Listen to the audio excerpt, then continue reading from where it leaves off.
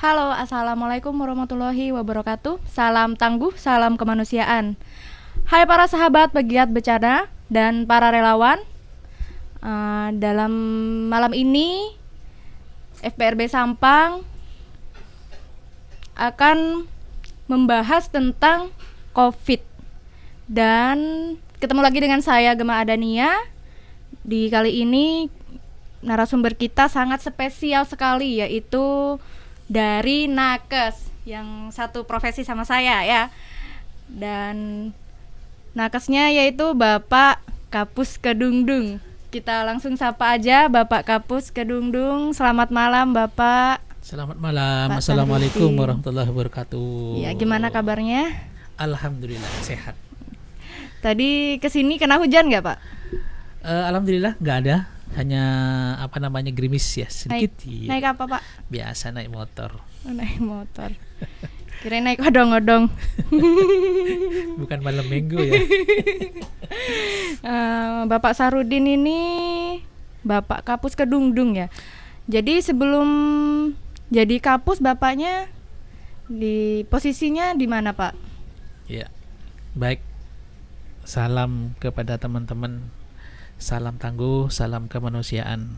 Saya ini kebetulan jadi Kepala Puskesmas Kedungdung ya.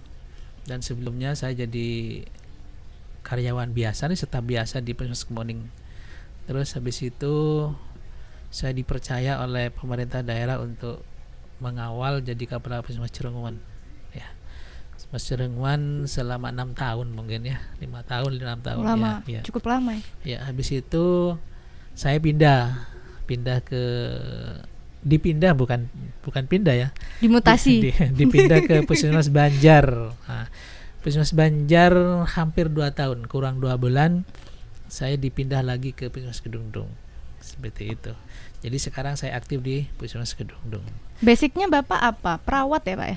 Saya dari perawat ya. Perawat. Dari perawat. Jadi sekolah saya dari SPK. Kalau sekarang SPK nggak ada ya. Di Bangkalan dulu ya? Iya. Nah, itu SPK nggak ada. iya. Sekolah perawat kesehatan. Terus saya sekolah lagi menjadi D3, S1. Terakhir saya mencoba kuliah di UNER, tapi bukan Wow. tapi bukan keperawatan, tapi manajemennya. Manajemen. Iya, manajemen. S2-nya di UNER Surabaya. Itu dari cerita pendidikan dan pengalaman saya sampai sekarang ada di Puskesmas. Sebelumnya ada kepikiran nggak Pak bakal jadi kayak sekarang ini? Saya mulai dulu tidak pernah berpikir saya jadi apa sekarang nih. Ya, jadi apa sekarang. Cuman saya hanya mempunyai konsep dimanapun saya punya kerjaan, saya harus kerja dengan baik, dengan maksimal. Bahkan bahasa di manajemen yang sekarang, saya harus punya hasil kerja yang berbeda, seperti itu. Bahasa kerennya inovasi gitu ya. Biar mereka yang lihat gitu ya. Biar mereka yang lihat. Dan akhirnya alhamdulillah Iya. sekarang jadi Bapak Kapus ya. Iya, oke. Bapak bisa diceritakan nggak dulu waktu kuliah kesan dan pesannya? Kesan Iya. yang paling berkesan. Kalau berbicara tentang perjalanan pendidikan ya, saya dulu pernah jadi ketua perawat PPNI ya, selama 2 periode ya. Dulu masa-masa saya itu di periode pertama, kenapa sih saya harus sekarang sampai jadi S2 kan gitu. Ini motivasi sebenarnya, motivasi kepada teman-teman bahwa dulu saya jadi ketua perawat di Kabupaten Sampang itu satu-satunya ketua perawat yang ada di Jawa Timur itu saya aja yang D3. Semuanya sudah S1, sudah sarjana semua. Jadi dari situ saya mengajak diri sendiri juga kepada teman-teman untuk ayo kita kuliah lagi deh jadi S1. Hanya saya jadi ngajak teman-teman untuk jadi sarjana. Alhamdulillah teman-teman sekarang di Kabupaten Sampang mayoritas sudah S1 gitu lah. Jadi itu motivasi. Terus habis itu karena apa ya, rasa waktu kuliah itu enak gitu loh. Bagi saya itu enak, menyenangkan gitu. Akhirnya saya ayo kuliah lagi deh, menjadi S2-nya gitu ya. Akhirnya finishingnya S2-nya di UNER. Alhamdulillah di UNER saya masuk, diterima di UNER. Alhamdulillah lancar, dalam jangka waktu 2 tahun selesai. Seperti itu. Ini hanya sebagai motivasi aja kepada teman-teman. Sangat Itu luar biasa sekali Pak Sarudin ya. Jadi kalau saya aja yang mau lanjut kuliah mikir-mikir dulu Pak, aduh bingung apa ya. Jadi mikirnya kayak stres dulu yang dipikirin. Yang tadi katanya kuliah enak, jadi kayak beda pandangan dengan saya berarti ya. Di teman-teman FPRB punya pertanyaan nih Bapak seputar COVID. Bapak kan alumni COVID ya, alumni penyintas pasien terkonfirm. Jadi bagaimana pengalamannya selama isolasi mandiri dan di rumah sakit waktu itu? Ya, baik teman-teman SPRB, FRB dan juga masyarakat, saya ingin bercerita sedikit tentang apa namanya, saya sebagai mantan penyintas COVID ya. Jadi saya sendiri jadi jadi nakes itu sebenarnya untuk COVID ini tidak percaya gitu. Tidak percayanya bukan apa ya, bukan karena tidak tahu ilmunya, tetapi tidak mau nerima bahwa saya itu harus COVID kan gitu ya. Apalagi masyarakat gitu ya. Saya nakes tahu bahwa COVID itu ada, tapi ketika saya kena COVID, jangan dulu gitu loh. Itu ada gejala nggak sih Pak waktu itu? Ya, awal karena perasaan saya tidak ada apa namanya, tidak pingin jadi COVID kan gitu ya. Ya seperti biasa sakit ya, minta infus, minta perawatan di rumah gitu ya. Kok tidak sembuh-sembuh gitu ya. Akhirnya saya mempunyai keputusan dari kita ke rumah sakit. Sudah 1 minggu di rumah, sudah mulai gejalanya sudah mulai agak berat, sudah batuk tapi belum sesek. Akhirnya ke Surabaya. Gejalanya apa saja Pak waktu itu? Di awal saya cuman panas, itu aja. Panas. Iya, bau tetap, cuma nafsu makan sudah menurun ya. Di rumah sudah mulai batuk. Nah, dari batuk itu baru saya memutuskan untuk ke rumah sakit. Nah, waktu rumah sakit itu memang apa ya, stres itu memang sangat pengaruh banget ke kesembuhan. Bukan hanya kesembuhan, kepada semakin parahnya COVID. Saya berangkat ke Surabaya enak, naik mobil, diantar sih sama diantar. Keluarga itu biasa. Cuman sampai ke rumah sakit Surabaya kan waktu itu kan lagi apa ya, lagi musimnya. Masuk rumah sakit A full, pindah ke rumah sakit B full, rumah sakit C full, semua nih, sampai rumah sakit Unair Surabaya, PHC semua ini full. Tambah full Pak yang di Surabaya. Full, akhirnya saya kan stres nih. Saya harus dapat perawatan di mana. Nah, dari stresnya itu saya awalnya nggak sesek jadi sesek nih. Akhirnya pulang ke Madura lagi, mampir ke Bangkalan. Karena saya sudah nggak kuat mampir ke Bangkalan. Akhirnya saya dirawat di rumah sakit Bangkalan selama 17 hari. Di situ pun saya apa namanya, di rumah sakit Bangkalan sudah dalam kondisi yang sangat kritis katanya, karena saya di UGD aja sudah nggak ingat diangkat di mana, sudah nggak ingat saya. Akhirnya saya masuk di isolasi di rumah sakit Bangkalan selama 17 hari. Selama 5 hari itu saya katanya masih belum apa namanya, nggak sadar gitu ya.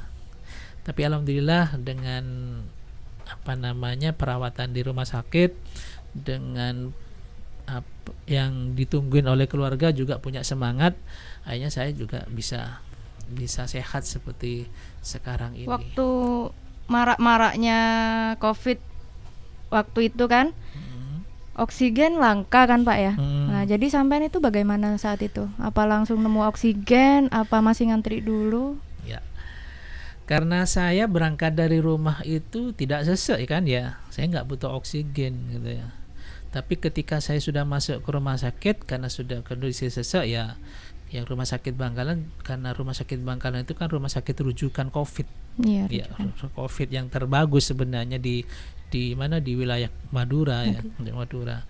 Alhamdulillah untuk apa namanya kebutuhan itu saya terpenuhi. Bahkan saya tidak menggunakan oksigen apa ya, yang biasa-biasa itu ya, yang nempel di tembok itu enggak.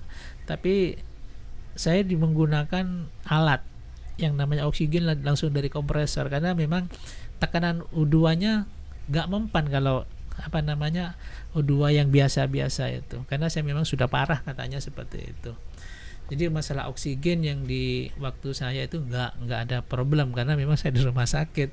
Kecuali kalau di rumah ya, orang banyak cari oksigen seperti itu. Jadi setelah perawatan di rumah sakit, apa aja sih yang didapat di sana, perawatannya dan pelayanannya itu bagaimana Pak menurut Anda sampai Anda sembuh dan diisolasi mandiri di rumah? Ya, baik. Ini kebetulan ya kepada pemirsa, sebenarnya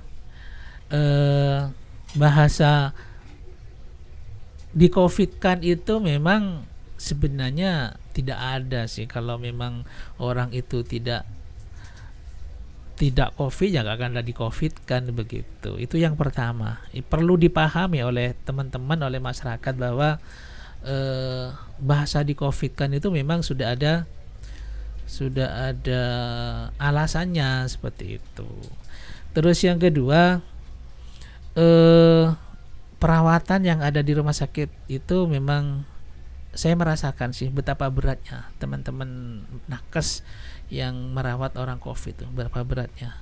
Wong kita aja, saya sebagai seorang perawat merawat dengan mata terbuka, hidung terbuka, Sehat. iya seperti ini ya. Itu pun rasa capeknya terasa. Apalagi dia pakai baju yang namanya asmat ya, tertutup semua nih. Masker berlapis-lapis. Iya, ya, masker Pak, ya? berlapis-lapis.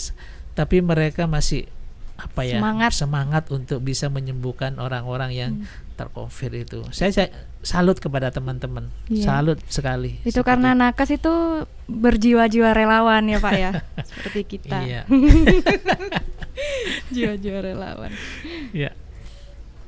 Jadi banyak kan yang bilang orang-orang saya karena demam di COVID kan, bukan seharusnya kan seperti PCR dan antigen swab itu menentukan bahwa demam atau gejala-gejala yang mereka dapati itu menentukan itu COVID atau tidak. Tapi kalau masyarakat itu beda pemikirannya. Mereka COVID karena positif COVID karena demam.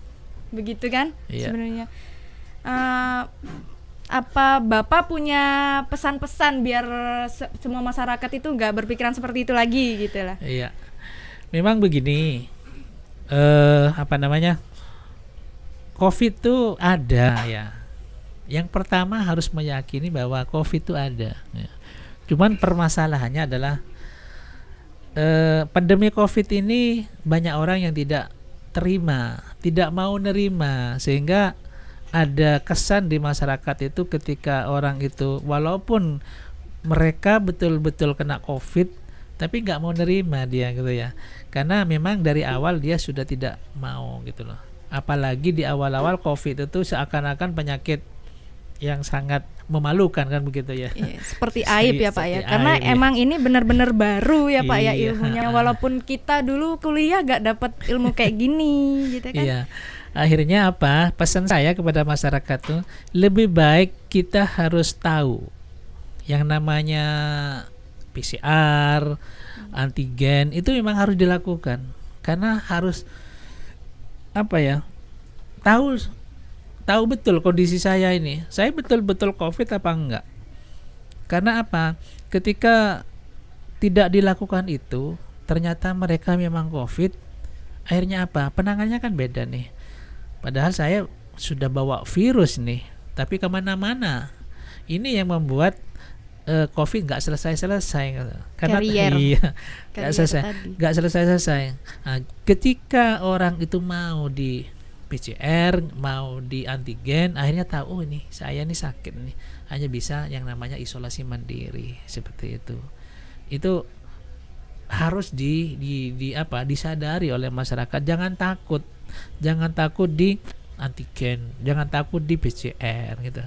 Itu merupakan salah satu cara pencegahan awal supaya pandemi ini tidak terus menerus seperti itu. Saya punya cerita lucu nih Pak ya. Ada pasien yang berobat gitulah. Ya. Setelah itu ditanya, ibu sampean tetangganya ini gitu. Jangan deket-deket ya, soalnya itu COVID. Awalnya bilang tetangganya, oh iya itu tetangga. Jangan deket-deket dulu bu. Jangan-jangan sampean kemarin itu. Abis itu gak diakuin. Oh enggak, jauh sama saya gitu, bukan tetangga. Segitunya gitu tuh COVID dianggap aib gitu kan Pak. Jadi hikmah apa yang bisa dipetik ketika Bapak terkena COVID saat ini yang dirasakan hikmahnya? Iya, hikmahnya adalah bahwa kesehatan itu sangat berharga bagi diri kita, ya.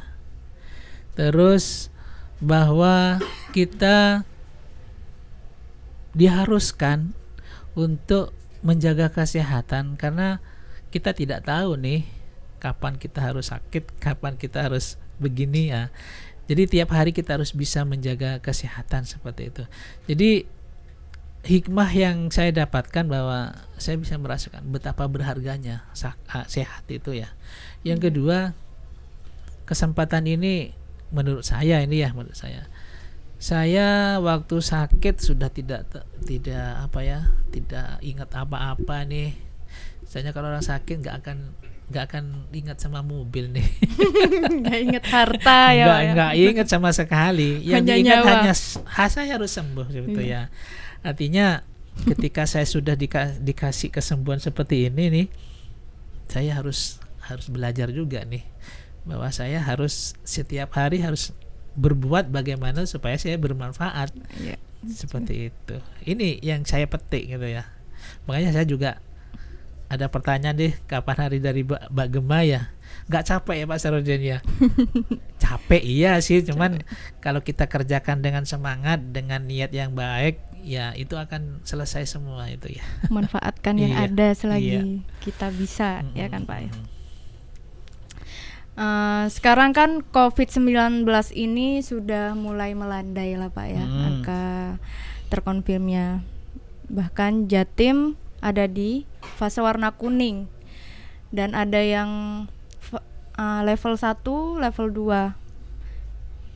Apakah penurunan angka terjadinya terkonfirm ini karena kesadaran masyarakatnya sendiri, atau karena semuanya beberapa sudah divaksin, atau karena memang tracingnya yang kurang terrealisasi kurang real gitu, Kurang nilainya real, ya. gitu Gitu. Begini Mbak, kebetulan saya jadi kepala puskesmas ya. Jadi hal-hal seperti itu memang menjadi perhatian. Kami juga harus tahu sih bagaimana sih cara menanggulangi pandemi ini, bagaimana sih cara mencegah pandemi ini.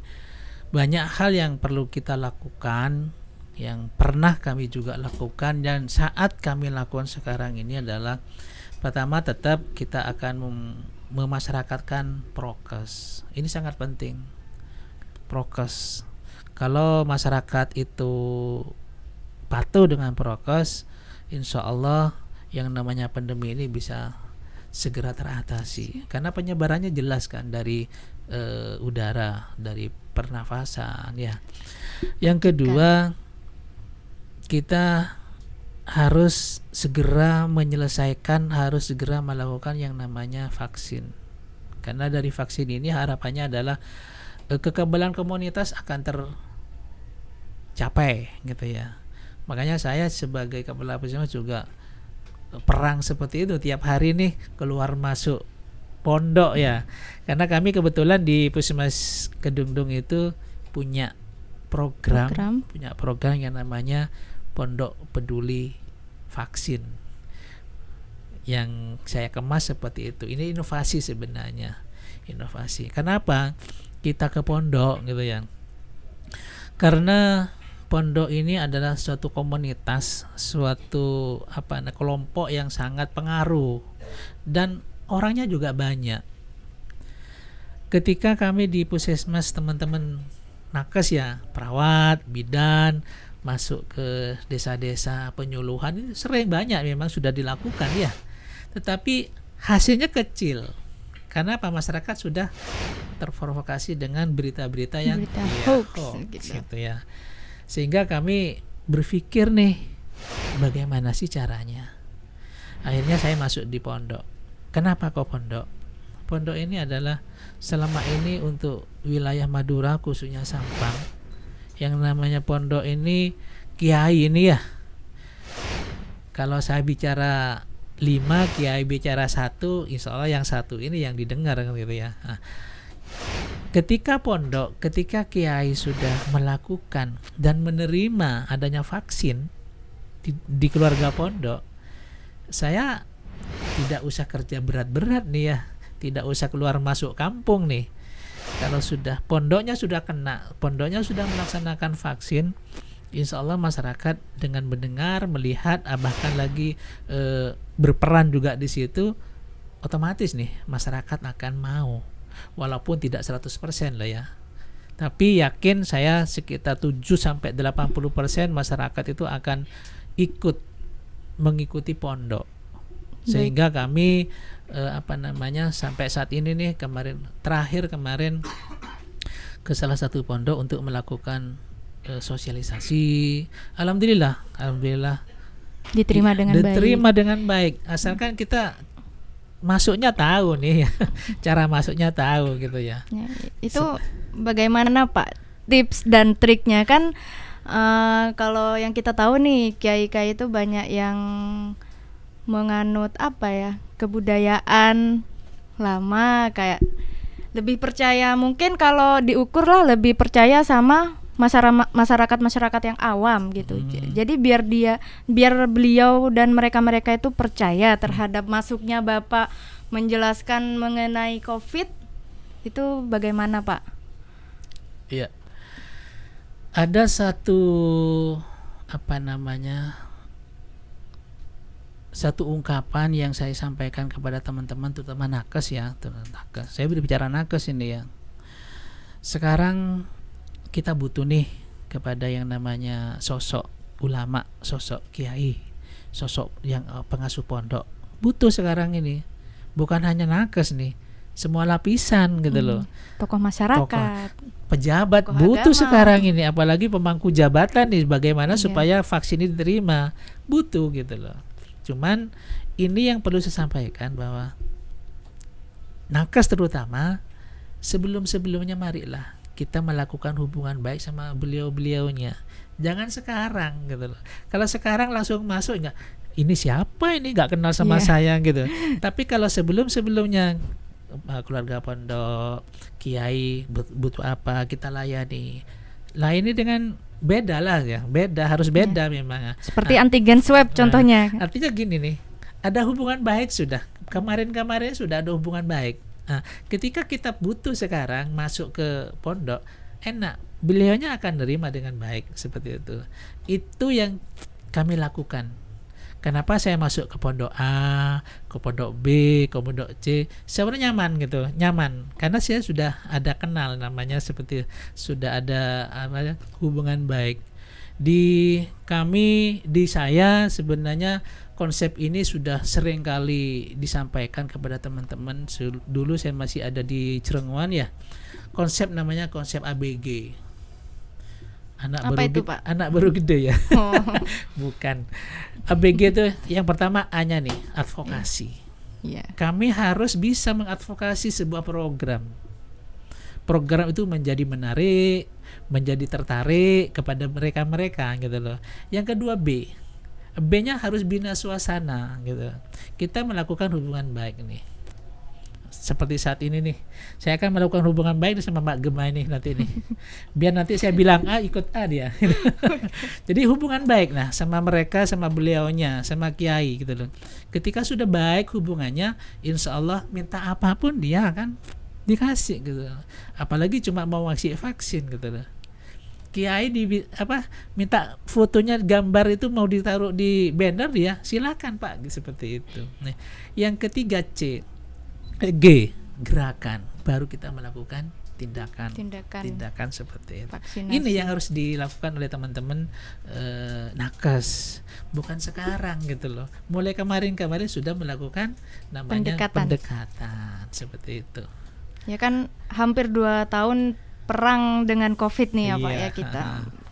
Bagaimana Bapak melihat fenomena berita hoax tentang COVID yang beredar, bahkan sampai ada dokter siapa itu kemarin namanya yang memang menyatakan bahwa COVID itu tidak nyata gitu. Bagaimana Anda menanggapi semua itu dan bagaimana cara Anda agar tidak terjadi seperti itu lagi untuk mengatasinya? Oke. Kalau saya tetap di jalur keilmuan ya. Di jalur keilmuan. Saya orang kesehatan ya harus ngikutin dengan keilmuan kesehatan bahwa COVID itu ada, buktinya ini. Diagnosa bisa ditegakkan karena ini. Itu harus Pak ya. Jadi kita tidak harus ngikutin yang lain-lain. Tentang hoax itu memang pekerjaan berat bagi kami, tapi bukan berarti kami tim kesehatan itu harus takluk dulu lah gitu ya. Jangan menyerah dengan hoax itu, karena sesuatu yang tidak benar itu suatu saat akan kalah juga nih. Bagaimana sih caranya? Ya tadi itu, teman-teman terus bergerak untuk melawan itu. Caranya banyak. Kita melakukan dengan baik, memberikan contoh dengan baik. Nakes harus pakai masker, ya harus pakai masker, seperti itu. Nakes harus vaksin, ya harus vaksin. Bukan nakes divaksin baru lari nakesnya kan gitu nih. Banyak di awal-awal nakes nggak mau nih ya. Tapi sekarang itu yang menjadi contoh. Terus yang ketiga, kita harus melawan dengan contoh-contoh. Yang terakhir juga tadi itu saya sampaikan, untuk melawan hoax kita juga harus masuk ke pondok. Hoax itu akan kalah dengan ketika pondok sudah divaksin. Bahasa saya di media sosial adalah vaksin sudah diterima oleh keluarga pondok. Mau tanya apa lagi tentang vaksin kalau sudah diterima? Masalah haram-haram, halal, pondok sudah nerima, iya. Pondok sudah nerima kan gitu ya. Karena sudah ada jargonnya vaksin aman dan halal gitu. Kalau masalah aman nggak ada apa-apa kok gitu ya, seperti itu.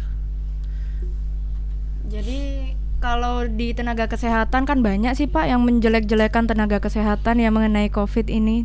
Padahal kan kita sendiri memang benar-benar bekerja dengan ikhlas ya. Memang benar-benar COVID ini ada dan nggak ada keuntungan sama sekali ya kita dalam menangani COVID ini. Kadang ada yang bilang meng-COVID-kan, ini hasilku negatif dipositifkan itu. Mungkin masyarakat belum tahu perjalanan bagaimana mereka harus dikatakan COVID, bagaimana mereka walaupun bergejala bisa negatif. Itu menurut Bapak bagaimana? Ya, baik. Prasangka masyarakat itu wajar-wajar saja. Kita tidak boleh melawan begitu saja. Enggak benar, bukan seperti itu. Kita buktikan aja. Terus kita juga ajak mereka bahwa berpikir positif, bahwa inilah jadi katakan COVID, buktinya ini. ada PCR, ada antigen, semua ini. Artinya bahasa-bahasa di COVID tentu dibuktikan aja. Jangan melawan masyarakat tuh dengan apa ya? Membuang tenaga ya Kalau Pak. dia keras jangan keras lah. Kita buktikan aja. Kita orang orang yang berpendidikan kan gitu ya. Kita Iya. buktikan dengan memang bukti-bukti yang di alur pendidikan juga sih, seperti itu. Terus juga ketika masyarakat atau publik curiga kepada nakes seperti ini, ayo kita buktikan bahwa nakes itu memang betul-betul bekerja dengan baik. Tidak ada yang namanya ini pasien negatif dipositifkan, tidak COVID di COVID kan. Ayo kita buktikan biar mereka tahu seperti itu. Karena kami juga melakukan semuanya ini tujuannya hanya bagaimana supaya masyarakat Sampang terutama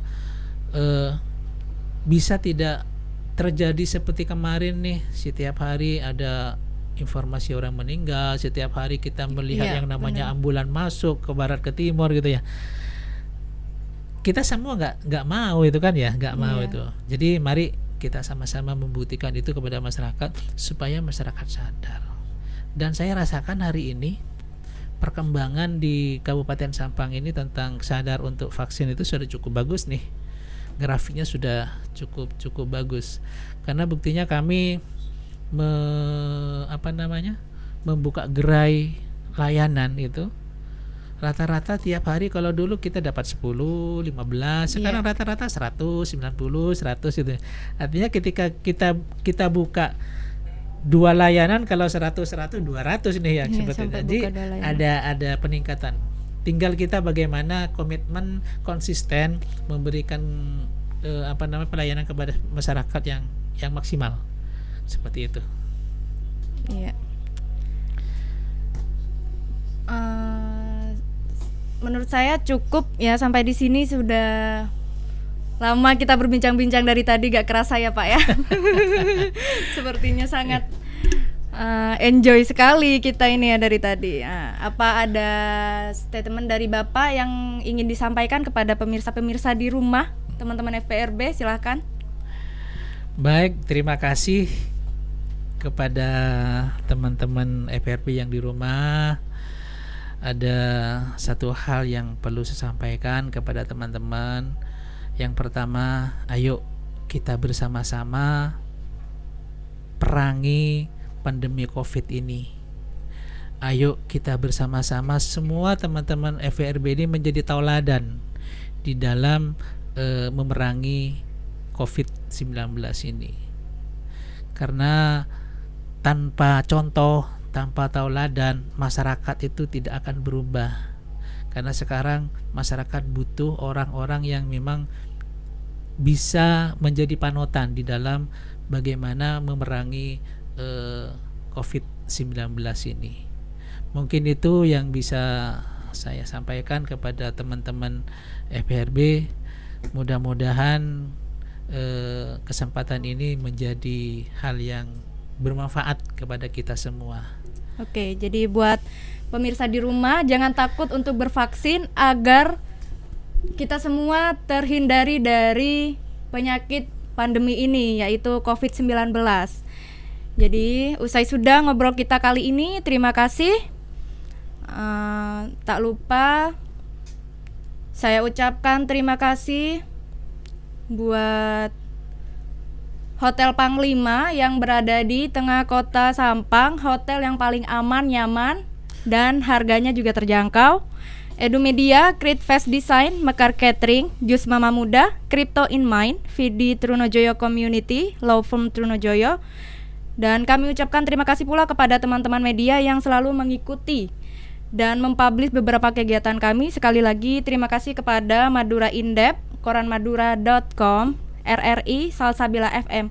Bagi kalian yang ingin bermitra dengan kami, FPRB Sampang, jangan lupa hubungi di website kami atau di Instagram, Facebook, Twitter, dan YouTube di bawah ini. Jangan lupa. Sudah saya akhiri malam ini. Terima kasih.